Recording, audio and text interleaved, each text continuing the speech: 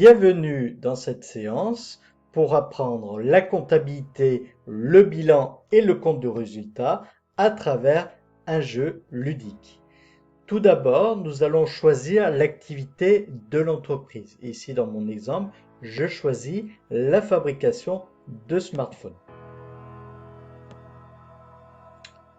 Je me retrouve ici dans la page principale du jeu. Donc ici, on vient de créer l'entreprise. On a un capital de 50 000 euros qui se trouve dans le bilan, dans le passif, dans capital.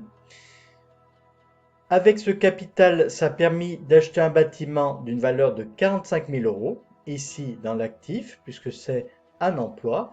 Et ensuite, une somme de 5 000 euros a été déposée sur le compte bancaire pour commencer l'activité de l'entreprise. Tout d'abord, quelques fondamentaux au niveau des règles comptables.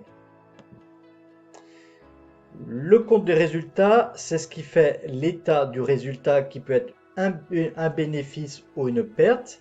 Et le bénéfice ou une perte dépend des produits et des charges. Les produits, c'est ce qu'a gagné l'entreprise et les charges, c'est ce qu'elle a dépensé pour pouvoir produire. On a ensuite le bilan, c'est ce qui fait l'état du patrimoine de l'entreprise. D'un côté, on trouve tous les biens possédés par l'entreprise et de l'autre, les financements, les ressources qui sont apportées par les capitaux, les emprunts et les dettes.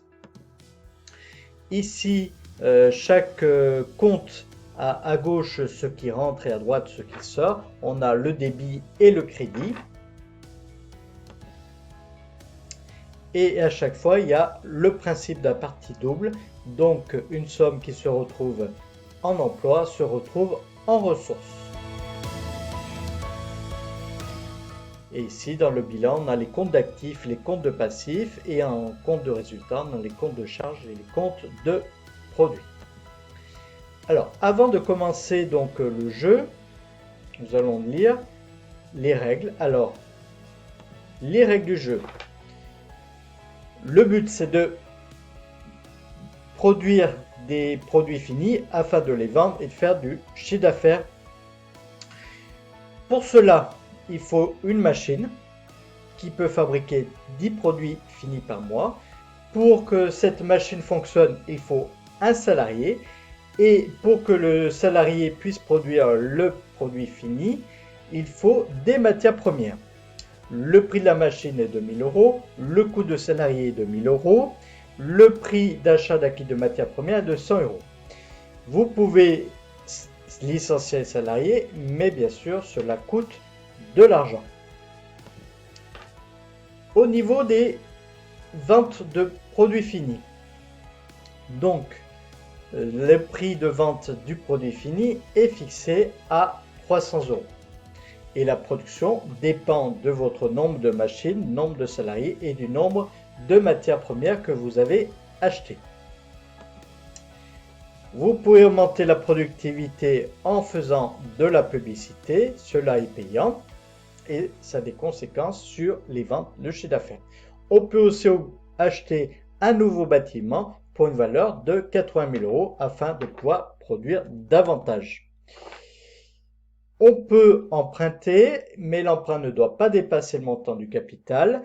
Et l'emprunt, on doit le rembourser. Donc là, on doit rembourser 10% de ce que l'on a emprunté par mois. Et on paye également des intérêts, 1% par mois sur le montant remboursé. Si le découvert dépasse 20 000 euros, vous avez perdu. Donc l'entreprise ferme, elle est en cessation de paiement. Important de bien regarder la trésorerie.